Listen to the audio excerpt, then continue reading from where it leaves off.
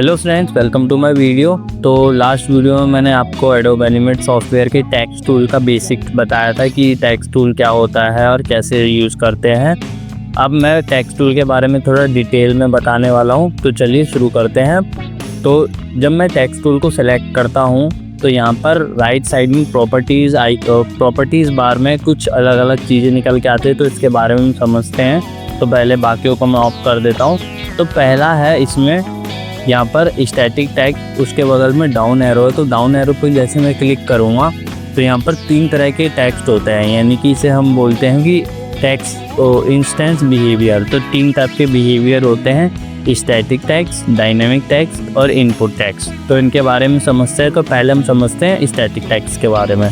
तो यहाँ पर कुछ ओरिएंटेशंस दिए हैं स्टैटिक टैग्स के बगल में, हॉरिजॉन्टल, वर्टिकल और वर्टिकल लेफ़्ट टू राइट। तो उसे समझते हैं। तो अगर मैं हॉरिजॉन्टल पे क्लिक करके कोई भी टेक्स्ट लिखूँगा, इसको थोड़ा सा छोटा कर देते हैं। अब मैं कोई भी टेक्स्ट लिखूँगा तो देखो वो हॉरिजॉन्टली लिखेगा, यानी कि लेफ़्ट से राइट तक लिखेगा। लेकिन अगर मैं इस टेक्स्ट को वर्टिकल कर देता हूँ, इसे थोड़ा छोटा करते हैं,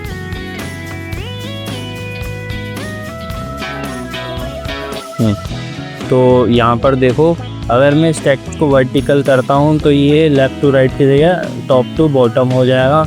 और सेम ऐसे ही अगर मैं वर्टिकल लेफ़्ट टू राइट करूँगा तो इसमें डिफरेंस ये आएगा कि जो भी मैं अगला वर्ड टाइप करूँगा वो लेफ़्ट से लेकर राइट तो जाएगा, लेकिन वो वर्टिकली लिखा होगा। जैसे अगर मान लो मैं एंटर करता हूँ तो देखो लेफ़्ट से राइट गया, लेकिन ये वर्टिकली ही रहेगा। ठीक है, तो इतना समझ गए। अब इसके बाद हम आते हैं अगली चीज़ पे। यहाँ पर कुछ कैरेक्टर्स दिए हुए हैं, कैरेक्टर्स के बारे में समझेंगे। तो कैरेक्टर में हमारे पास 2 अलग अलग चीज़ें आती है, font family and font style. अगर आपने मोबाइल में भी कभी कोई भी एडिटिंग ऐप या कोई भी ऐप चलाया हो तो उसमें भी सेम होता है कि इसमें अलग अलग फ़ॉन्ट्स दिए होते हैं, जो भी आपको यूज़ करने आप यहाँ से कर सकते हैं। और फ़ॉन्ट्स के अलग अलग स्टाइल्स दिए होते हैं, जैसे इटैलिक करना है, बोल्ड करना है, ये सब आपको पहले से पता होगा, तो ये मैं आपको बता के टाइम वेस्ट नहीं करूँगा। फिर हम आते हैं एम्बेड। तो एम्बेड क्या होता है ये समझते हैं कि जैसे मान लो आपने कोई भी फाइल बनाई और उसको एक अलग से फ़ॉन्ट में रेडी करा, ठीक है, और रेडी करने के बाद वो फ़ॉन्ट अवेलेबल, मतलब वो कहाँ गया, मैं समझाता हूँ आपको। हाँ, एम्बेड। तो एम्बेड में ये होता है कि अब आपने कोई भी फाइल बनाई और वो फाइल आपने एक अलग से फ़ॉन्ट में बनाई, ठीक है, वो फ़ॉन्ट आप दूसरे पीसी में इंस्टॉल है ही नहीं। तो क्या होगा कि आप मतलब जैसे दूसरे पीसी में वो फाइल खोलोगे तो अगर वो फ़ॉन्ट नहीं होगा तो दूसरे पीसी में वो या तो बाय डिफ़ॉल्ट मिसिंग बता देगा, वो वाला जो टेक्स्ट आपने उस फ़ॉन्ट में लिखा होगा, या फिर ओपन ही नहीं होगा, या फिर वो अपने आप ही उसका फ़ॉन्ट स्टाइल चेंज कर देगा जो अवेलेबल होगा उस फ़ॉन्ट में। लेकिन आप नहीं चाहते कि उसका फ़ॉन्ट स्टाइल चेंज हो, तो आप उसे एम्बेड कर दो। तो एम्बेड करने से किसी भी पीसी, किसी भी सिस्टम में आप अपने फाइल खोलोगे तो वो as it is same font में खुलेगी। तो एम्बेड का मतलब यही होता है। तो जब आप वेबसाइट डिज़ाइन वगैरह करोगे तो आप इसको आप बहुत डिटेल में समझोगे, लेकिन अभी हम एनिमेशन की बात कर रहे हैं तो इसमें इसका इतना डिटेल वर्क है नहीं, तो इसलिए मैं इस पर ज़्यादा टाइम वेस्ट नहीं करूँगा। बेसिक मैंने आपको बता दिया है। फिर उसके नीचे आते हैं साइज़ पे। तो ये साइज़ होता है, जैसे अभी मैं अगर इसका कोई भी फ़ॉन्ट लेता हूँ और इसको देखो टाइप करता हूँ तो ये ऐसा है। अगर मैं इसका साइज़ बड़ा कर दूँ, थोड़ा सा साइज़ बढ़ा देता हूँ, ठीक है, अब मैं कोई भी वर्ड टाइप करूँगा तो वो थोड़ा बड़ा लिखेगा, और जितना मैं साइज़ कम करते जाऊँगा और उतने पे मैं कोई वर्ड लिखूँगा तो वो साइज़ देखो छोटा होते जाएगा। ठीक है, इसका मतलब आप समझ गए। अब हम इसका साइज़ थोड़ा नॉर्मल कर देते ताकि अच्छे से दिखाई दे। अब बात आती है इस पर कि इसका क्या मतलब होता है। तो ये होता है स्पेस देने के लिए। जैसे अगर अभी मान लो 0 है, अगर मैं कोई भी वर्ड टाइप कर रहा हूँ हेलो, तो इसमें इतना आ रहा है, लेकिन अगर मैं इसको बढ़ा दूँ तो देखो ये स्पेस अपना कम ज़्यादा हो रहा है। अब मैं टाइप करूँगा तो देखो जो भी टाइप कर रहा हूँ वो देखो कितने ज़्यादा स्पेस पे हो रहा है। तो इसका काम होता है स्पेस मैनेज करना। ऑटो स्पेस के लिए होता है, ये भी स्पेस मैनेज करने के लिए होता है। फिर हम आते हैं लेबल फिल। तो फिल तो आपको पता ही है कि जो भी कलर आप फिल में लोगे, जो भी टेक्स्ट लिखोगे वो उसी कलर का होगा। ठीक है, तो इसको रहने देते हैं। अब हम आते हैं मेन टॉपिक पे। इन सबको डिलीट करते हैं। यहाँ पर है रेंडर। तो रेंडर समझते हैं कि रेंडर का मतलब होता है जैसे अगर आपने कोई भी फाइल बनाई, अभी मैं यहाँ पर कुछ लिख देता हूँ ताकि आपको समझ आए। जैसे कुछ भी लिख देता हूँ, ये मैंने लिख दिया। अब मैं कंट्रोल एंटर प्रेस करूँगा तो जो मेरे को फाइनल रिजल्ट दिखाई दे रहा है इसे बोलते हैं हम रेंडर। ठीक है, तो रेंडर में काफ़ी सारे ऑप्शंस होते हैं कि आप किस टाइप में फ़ाइल बना रहे हो। तो इसमें पहला ऑप्शन है यूज़ डिवाइस फ़ॉन्ट, यानी कि इसमें क्या होता है कि हमने कोई एक अलग सा फ़ॉन्ट अपने डिवाइस में कर रखा है। जैसे हमारा हिंदी फ़ॉन्ट वगैरह होता है जो पहले से अवेलेबल नहीं हो तो फिर डाउनलोड करने पड़ते हैं। तो इसमें क्लिक करके हम डिवाइस में जो फ़ॉन्ट है वो यूज़ कर सकते हैं। फिर आता है with map text no anti alias. इसका मतलब होता है जब मैं इस वाले टेक्स्ट को कोई भी फाइल लिखूँगा, एक सेकेंड वापस आते हैं कि कोई मैंने सेलेक्ट करा विद मैप टेक्स्ट और यहाँ पर मैंने कोई भी टेक्स्ट लिखा, इसमें शो नहीं करेगा। ठीक है, कुछ भी शो नहीं करेगा क्योंकि ये वाले टेक्स्ट हर सिस्टम पे मतलब सपोर्ट नहीं करते। फिर हमारे जो मेन आते हैं वो आते हैं ये एंटी एरियाज फॉर एनिमेशन और एंटी एरियाज फॉर रीडेबिलिटी। तो जिस टेक्स्ट में हमें एनिमेशन देना होता है उसमें हम anti areas for animation use करते हैं, और जिसमें हमें बस रीड करने के लिए टेक्स्ट लिखना होता है उसमें एंटी एरियाज फॉर रीडेबिलिटी करते हैं।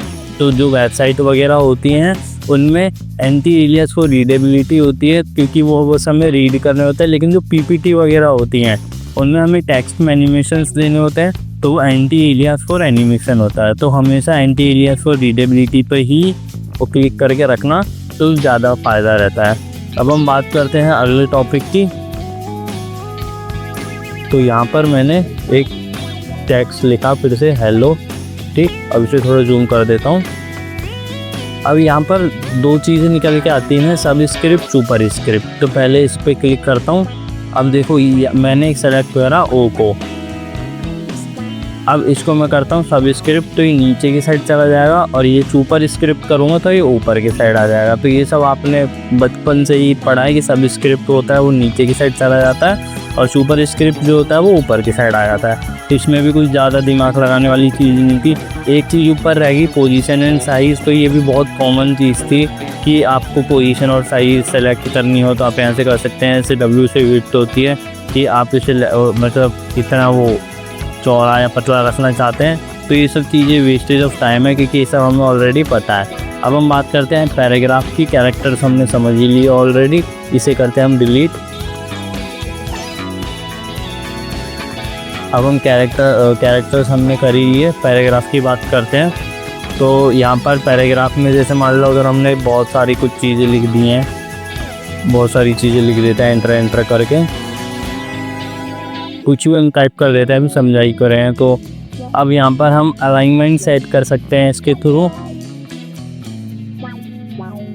एक सेकेंड,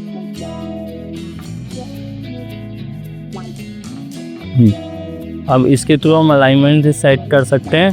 पहले इसको एंड करते हैं, इसको बीच में लाते हैं, इसको वापस सिलेक्ट करते हैं। अब देखो अगर मैं ये वाला रखता हूँ कि तुम अलाइन लेफ्ट, यानी कि लेफ्ट से तो ये इक्वल रहेगा लेकिन राइट इसके थोड़े आगे पीछे हो सकते हैं। फिर सेकंड ऑप्शन आता है अलाइन सेंटर। तो इस पर करने के बाद ये तो सिर्फ एक टेक्स्ट सेलेक्ट है, अगर मैं पूरे को सिलेक्ट करूँ यहाँ से लेके यहाँ तक और फिर इस पर क्लिक करूँ तो देखो ये सेंटर में एकदम अलाइन हो गए।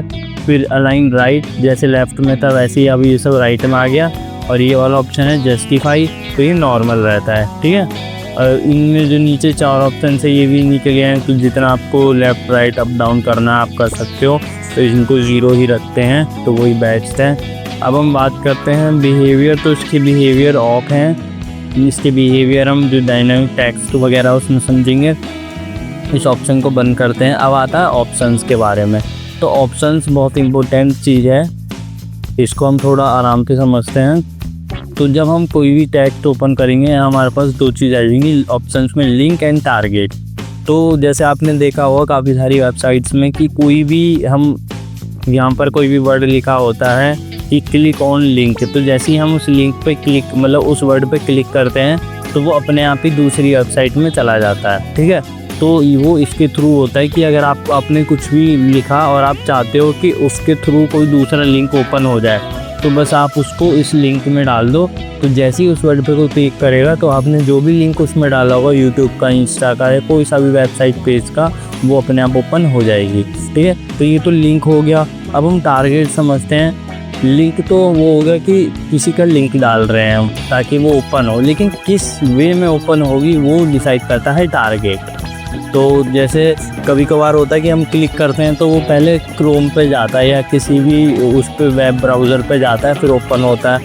लेकिन कभी कभार होता है हम क्लिक करते हैं तो यहीं पर इसी स्क्रीन पे ओपन हो जाता है। तो अलग अलग वे होते हैं इसे ओपन करने के। तो वो दोनों लिंक और टारगेट डिसाइड करते हैं कि आपने किस तरह से रख रखा है। तो ये भी ऑप्शन एडोब एनिमेट जो आप बेसिक एनिमेशन सीख रहे हो उसके लिए ज़्यादा यूज़फुल नहीं है, लेकिन फिर भी थोड़ा बहुत तो है। तो मैंने आपको थोड़ा बहुत बता दिया कि दोनों किसके लिए यूज़ होते हैं। अगर आप चाहते हैं इसके लिए मैं एकदम डिटेल में बताऊं तो आप कमेंट करके बोल सकते हैं, तो मैं इसके ऊपर एक डिटेल वीडियो भी बना दूँगा।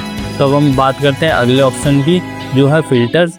तो फ़िल्टर तो अभी यहाँ पर हमने कुछ टाइप नहीं करा है, इसलिए फ़िल्टर तो ओपन नहीं हुए हैं। तो पहले मैं फ़िल्टर कुछ टाइप कर देता हूँ। यहाँ पर मैंने कुछ टाइप करा। अब यहाँ पर नो फ़िल्टर एडिट, तो उसके लिए हमें पहले फ़िल्टर ऐड करने पड़ेंगे। यहाँ पर प्लस पे क्लिक करोगे तो देखो काफ़ी सारे फ़िल्टर्स हैं। तो पहले इसको सिलेक्ट करता हूँ और अलग अलग फ़िल्टर्स डाल के आपको दिखाता हूँ। इसको सिलेक्ट करा। अब यहाँ पर मैंने ड्रॉप शैडो का फ़िल्टर डाल दिया। तो ड्रॉप शैडो का फ़िल्टर डालते देखो शैडोज़ बन के आ गई इसके ऊपर। फिर इसके बाद फिर से सिलेक्ट करेंगे इसे और फ़िल्टर चेंज करते हैं। यानी कि जो अलग अलग फ़िल्टर्स हैं इन सब के अलग अलग काम है। जैसे मैंने ग्लो पे क्लिक कर दिया तो देखो एक ग्लो होने लग गया। तो ये तो बिल्कुल बेसिक फ़िल्टर्स हैं। अगर आप और इसमें कुछ और नहीं है कि अगर आपको ऐड करना है तो आप ऐड कर सकते हो अलग से फ़िल्टर। ठीक है, और अगर आपको कुछ और इसमें ऑप्शंस है कि जैसे कॉपी फ़िल्टर करना है, पेस्ट फ़िल्टर करना है, रीसेट करना है, तो इनको हम मतलब जैसे जैसे हम काम करेंगे अपने आप ही समझ में आने लगेंगे। तो जो स्टैटिक टेक्स्ट था वो बस यही था जो मैंने आपको थोड़ा सा एक ओवरव्यू दे दिया है। फिर अब अगली वीडियो में हम सीखेंगे डायनेमिक टेक्स्ट क्या होता है और इनपुट टेक्स्ट क्या होता है। तो अगर वीडियो आपको अच्छी लगी तो वीडियो को लाइक करना, कमेंट करना और चैनल को सब्सक्राइब करना। आज के लिए इतना ही। Thank you.